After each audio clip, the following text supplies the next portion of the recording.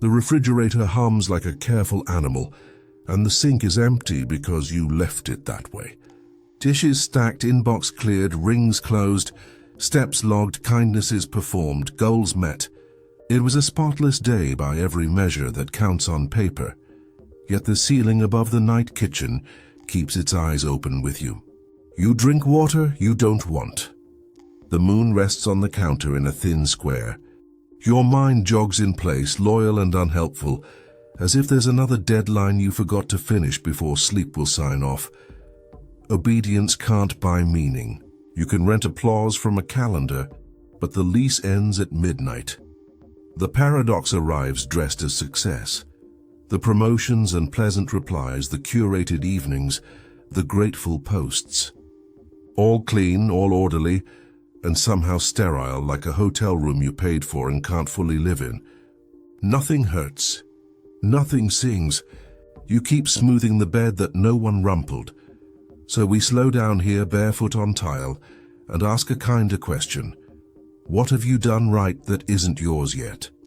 Sometimes the right path feels wrong, because it still belongs to the brochure. It fits, but only after you crease it with use, after you let it wrinkle around your actual life. Tonight we walk with Jung, but we keep the lights low.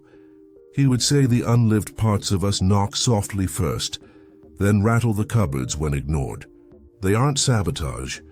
They're rightful citizens asking for papers. You don't need to torch the house to warm it. Relief without rebellion. Truth without theatrics. Begin by noticing where your choices are borrowed uniforms. Notice what keeps your body awake while your resume sleeps. Maybe the job is fine and the pace is not. Maybe the relationship is good and the audience around it is wrong. Maybe the diet of praise you're eating is too sweet to sustain a real day. There's a sentence about masks that will change how you choose tomorrow. It's not a scold. It's a key. For now, let the kitchen hold you while the hum continues. The good life can feel bad until you claim it with your own fingerprints, until routine loosens and reality nods back. We'll turn the page together in a moment and find your breath in a room made for you, not for photos. And sleep will come as companionship. You've met the colleague everyone praises because nothing ever seems to be a problem. Deadlines tighten. They smile. Scope creeps, they nod. Weekend requests appear weeds. They pluck in silence. In meetings, they tilt their head, laugh, and promise to make it work. On paper, they are a manager's dream. After hours, they sit in a car that won't start moving, hands on the wheel, feeling a life that belongs to everyone but them. The engine isn't broken. It's muted by politeness. That is persona. The useful surface we craft so the world can meet us without friction. It is a handshake, a shirt, a sentence tuned to the room. As a tool, it keeps the gears from grinding. As a home, it becomes a prison with soft walls. You begin living in the lobby of yourself, greeting guests, forgetting there's a house with doors you open. The mask works until it requires you to vanish so it can keep working. No shame in having one. You crafted it to belong. Of course it fit until you grew. Masks are stitched from care and intelligence, from the wish to spare others and the skill to read a room. The cost appears slowly, a schedule full of yeses you never chose, a voice that sounds like yours but answers before you've asked a question, a tiredness that sleep can't touch. The agreeable colleague isn't lying. They're starving in a way. Notice the difference between warmth borrowed from approval and heat made by integrity. Approval is a blanket others tuck around you. It feels good and cools quickly. Integrity is a fire you tend yourself. It takes time, throws sparks, and keeps the night.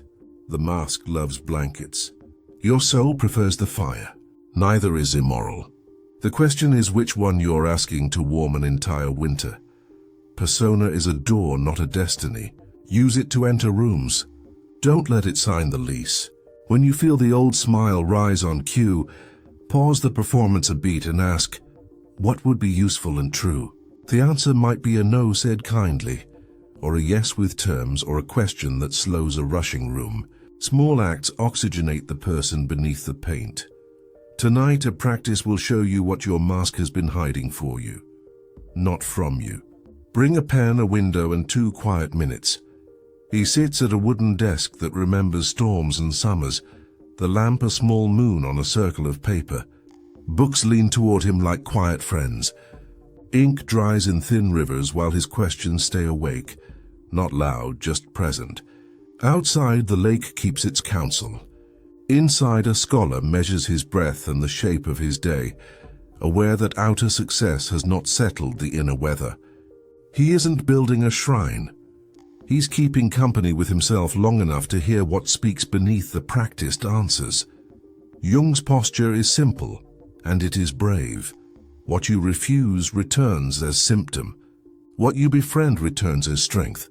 Ignore the unlived parts and they will tug your sleeve as fatigue, irritation, perfectionism, or dreams that won't let go. Turn toward them, and they offer energy you thought belonged to another lifetime. The work is not heroic. It is the kind of listening that rearranges a room by moving one chair. Picture a small moment. The day delivers a sting, a comment that lands wrong, a plan that collapses, and the urge to fix sparks hot. Instead, you step to the window and let the scene unfold without your intervention. You notice the flavor of the feeling, salt, smoke, metal, and you ask it what it wants you to know that you haven't admitted. No verdict, no courtroom, just a witness with steady hands. Often the answer is ordinary and saving. You're tired of being agreeable. You need an honest hour. You miss the thing, you stopped for the safe thing. Make a little room for what knocks. A corner of a page. 3 breaths at the sink. A walk around the block with your phone asleep. The visitors soften when greeted. The symptom loosens when understood. You don't have to dramatize. You do have to attend. Jung did not worship the inner life. He irrigated it so the outer life could bear fruit without draining the well. This is companionship, not doctrine. A desk, a lamp, a mood that is allowed to finish its sentence before you start solving it. Let the night be a listener with you. Let your questions be citizens rather than intruders. You can keep your work, your family, your plans, and still give shelter to the parts that have been waiting on the porch in the weather. We'll try a 3-minute window ritual later tonight. Picture a compass taped to a treadmill. The needle is honest, the belt is busy, and together they tell you everything but where to go. North stays north while your feet run south in place. Screens praise the steps. Your body accepts the bargain. Your mind suspects a trick. Compliance gives motion the costume of meaning, and the quiet part of you files a complaint that never makes the meeting. We confuse rules for safety with truths for direction. Rules keep the guardrails up. Good, keep them, but they can't choose a horizon. Direction begins in the small yes you feel in your ribs when a choice is yours, not borrowed. A day packed with correct behavior can still be a day without orientation. You checked every box and still came home turned around. Dissonance is the sound of instruments following different conductors. One insists on speed, another on applause, another on not making anyone uncomfortable. Meanwhile, the old compass, values, appetite for craft, the pace that protects judgment keeps pointing while the treadmill hisses. The jam isn't moral, it's mechanical. You can't hear the tune because the metronomes disagree. Harmony isn't silence. It's parts that can speak. Safety keeps the walls from falling. Direction chooses what the room is for. When all you build are safer walls, the room turns into storage. When you add a purpose, a patient, a poem, a product done right, the air arranges itself. Even fatigue rests better when it belongs to a chosen song. Here's a model you can feel. Imagine 3 dials, pace, proof, and permission. Pace is how fast you move. Proof is the evidence you require before acting. Permission is the amount of approval you need to proceed. Turn pace high, proof low, permission high, and you get noise. Constant sprinting, constant checking, little ownership. Turn pace humane, proof solid, permission modest, and the sound resolves. Fewer moves, truer ones. So if doing it right feels wrong, don't throw away the compass. Remove the tape. Untether motion from performance. Ask what the rule protects and whether a truer direction now needs a different step. It will feel awkward at first, like walking after a long flight. Then your stride returns, and so does the relief of knowing where you're going. Small corrections change weather faster than courage itself. We'll test this in the conversation soon. Watch what happens to respect when you adjust your tempo. You say no to the project that flatters you by name. The praise is warm, the timeline impossible. The politics a thicket you'd have to trim with your teeth. It would look perfect on a slide. It would cost you the work you came here to make. You send the kind refusal, sit with the ache and wait. What returns is not applause but oxygen. A day opens without meetings you don't believe in. A page gets written. A walk makes a decision for you. The quiet begins paying dividends the generous offer never could. Integrity can feel like betrayal from the outside, and a little from the inside too. The old roles tug your sleeve and remind you who you were for them. You are not against them. You are for the part of you they can't see yet. Growth moves furniture. It asks friends and colleagues to meet you in a room with new windows. Some follow gladly, some don't. Your job is not to carry everyone. It is to carry the work that needs your full height. Think of boundaries as hospitality to your becoming. You are reserving seats for the version of you that will have to live with today's signatures. That future self has a voice even if it arrives as a thrum under your ribs. Make room. Every small refusal rescues a larger yes waiting down the road. The slow craft. The family dinner you don't leave early. The sleep that stitches your judgment back together. Notice the tiny betrayals of the false self as they fall away. You stop laughing at jokes that bend your spine. You stop answering instantly to prove your worth. You let a meeting end at the hour without apologizing for the clock. You decline the flattering crisis that would make you visible for a week and depleted for a month. You speak once plainly, and let silence complete the sentence without rushing to decorate it. There will be moments of guilt that are simply the sound of an old mask loosening. Let it fall. People who only love the mask will grieve a costume. People who love you will recognize your stride. The life you want is not acquired through charming betrayals of yourself. It's built through faithful protections of what matters. Keep the portico nearby. Breathe, name, aim, and step. There's one quiet sentence that resets rooms on fire. Morning begins with the inbox already awake.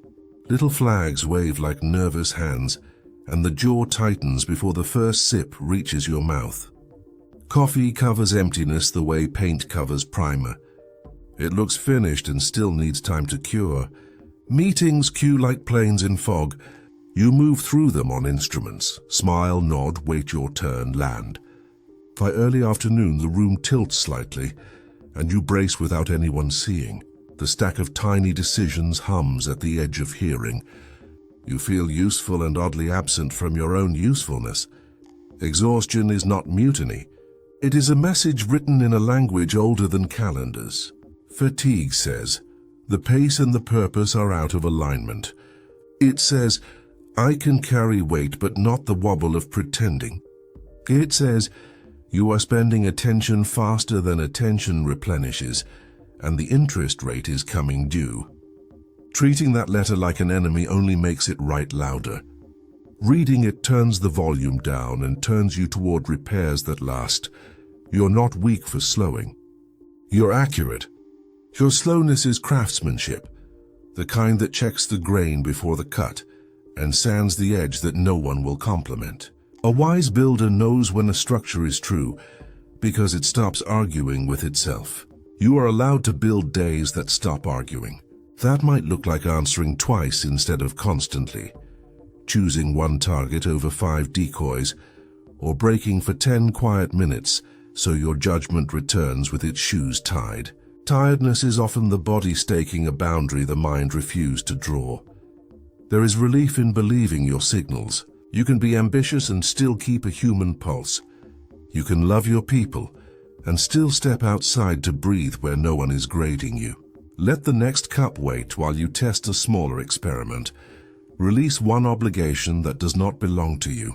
Finish one thing without scanning for the next. Let a conversation end at the hour because you said it would. Notice how respect follows steadiness faster than it follows speed. Tonight we'll walk the night window, a small ritual for meeting what you've parked outside. Bring 3 minutes, a lamp, and the courage to read your own mail with kindness. We'll stand there quietly and let tomorrow find us rested enough to choose with care when it arrives again. Night leans against the glass, and the window is open a finger wide. Cool air slips in with the hush of the city, that soft ocean of tires and late trains. You stand there without posture. The room is dim, the lamp warm, and the day loosens its grip as if it remembered your name. You are not here to solve your life. You are here to meet it without noise. 3 moves simple enough to keep. Breath, naming, next kind action. First, breath. Let it travel farther than it did all day. Feel the cool at the nostrils, the bloom under the ribs, the slow falling away. Count 4 in, 2 resting, 6 out, and let your shoulders drop as if setting down a small bag. Second, naming. Without telling stories, list what knocks. The worry about the number. The sentence from earlier that wouldn't land. The face you miss, the plan that won't behave. Don't sort, don't scold. Place each on the sill like keys at night. Give the feelings a weather word, gusty, heavy, bright, and let thoughts pass like headlights sliding along the wall. You do not have to fix it. You only have to sit where it lives. Third, the next kind action. Ask what would help by 1 inch, not 1 mile. A glass of water. An email tomorrow that says no with care. Moving the hard task to a clean morning. Turning the phone face down. Write 1 line to yourself that begins, "I will protect," and finish it without heroics. Promise small. Keep it. Stay with the window for the last minute as if visiting a friend on the porch. Notice the hinge ticking, the thread of cool air on your wrist, the way the street hush swells and fades. If a memory arrives, bow to it. If nothing arrives, bow to that too. Let your jaw be heavier than your plans. Let the clock say nothing useful, and forgive it for being itself. When you close the window, do it gently, leaving the idea of it still open inside you. This is repeatable, portable, always enough. Take it to kitchens, hotels, the back step, the parked car, the hallway outside a meeting. Carry it like a key on a string. You will sleep honestly, and you will wake with a map that fits in your palm. Bring this window into the conversation test. The meeting starts with a familiar press at your ribs. A stakeholder leans across the table and nudges your boundary like a door he's tested before. We'll need weekends again. You're on it, right? Told you would apologize for the calendar, explain your team's fatigue, promise a miracle, and pay for it later with quiet resentment. The room waits for the performance it has trained you to deliver. Your breath arrives first instead. You let one slow inhale drop your shoulders to level. The urge to please passes like a gust that rattles but doesn't move the tree. You name one true thing, the kind that doesn't need a drum. We kept quality last release by refusing rush work. Then you ask one clear question that turns faces toward facts. What outcome matters most and what can slip? It lands without drama, because you aren't auditioning. You're choosing tempo, the room feels it. Pens pause. Someone opens the project tracker. Another admits the weekend ask was defensive heat, not necessity. You offer options that match reality instead of flattery. Pull one feature, protect test time, or shift the date with a crisp note. Gravity over noise. Your voice stays low and respect rises, not as applause but as alignment. The stakeholder hears himself become reasonable. A teammate who used to hide offers a precise risk you'd have missed at sprint speed. The quiet makes space for competence to step forward without elbowing. You summarize once, briefly, and the decision seats itself like a chair set square to a table. The meeting ends on time with energy left in the building. No one needed to be rescued. No one needed to be shamed. The work is lighter because it is truer. This is how alignment sounds when a conversation refuses panic. Old dissonance eases because every part gets to speak. Quality, schedule, team, customer. The compass comes off the treadmill and points where it always pointed. You leave with a plan you won't resent in 3 days, and the room leaves with a memory of calm that will be easier to repeat than to resist next time. Keep this shape. Breath naming question. Use it in hallways, kitchens, and late messages. Keep it where your pulse can find it. A pocket-sized brake you can press even while the room accelerates around you fast. Here's the single sentence for rooms on fire. Here is the sentence, sized for heat and small enough to remember. Let's slow to facts and next steps. Say it like you're straightening a frame, not slamming a door.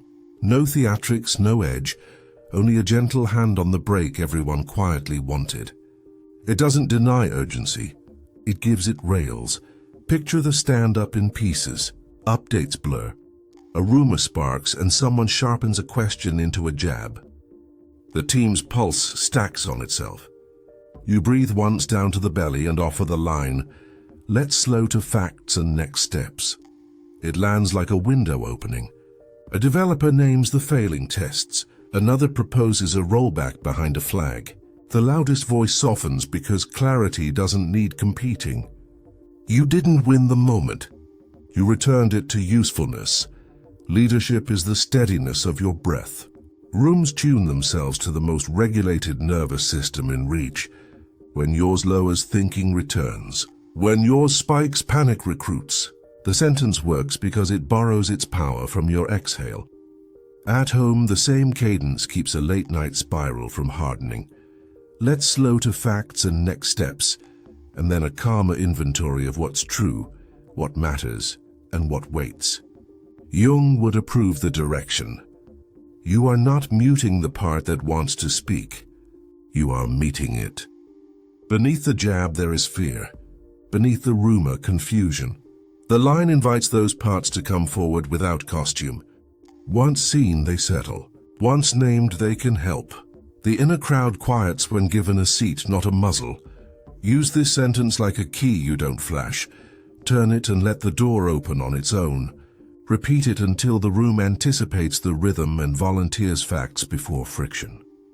Repeat it until your body learns the route from heat to ground.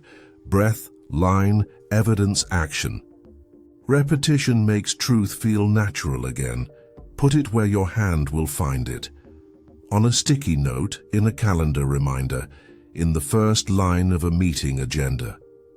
Carry it between rooms like a small lamp that doesn't demand attention, only gives it.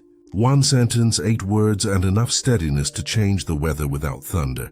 Use it today. Use it tomorrow. When the fire returns, you won't perform. You'll host the work. That's how respect grows. Quietly, reliably, until calm is the culture and urgency knows where to sit with you. The days grow quieter in ways that matter. Fewer yeses, and the ones you give arrive whole. Morning feels like a room already aired out. You wake into clarity rather than chase it.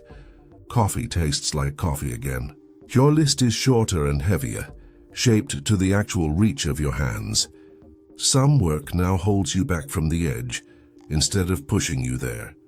It steadies, keeps you honest, and lets your effort land where it can grow roots. The calendar is a path, not a parade. You walk it with steadier steps now. You notice your shoulders finally level and stay. Return to the kitchen.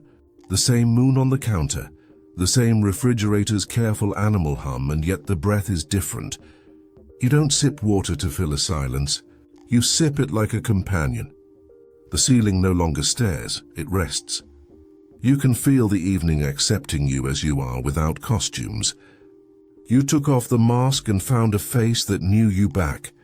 That recognition quiets the room more than any ritual ever could. Keep a gentle charge at hand. Before you reply, stand at the night window and breathe until the day releases its grip. Before you decide, visit the portico. Name what presses, choose a humane pace, pick one clean step. Before you sleep, let the room grow soft around a question that can wait until morning. Small repeatable moves, tiny hinges that open big doors and keep them from slamming. There will still be storms and you will still be asked to hurry. You won't confuse speed with leadership anymore. You will keep a pocket sentence for fires and a calm you can find without looking. Work will feel truer because it answers to the bones you actually have. People may disagree with you more often. They will also trust you more. When you speak, the signal carries without shouting. When the self agrees, the world can disagree and you will still be whole. That is the right kind of right. Fitted, lived in, hard to impress and easy to rely on. Not perfect, placed. The tribe you join is rare and patient, moving at a human tempo, saving drama for art. There is an open seat for anyone tired of being good in the wrong way. Bring your breath, your lamp, and your quieter courage. We'll keep walking from here.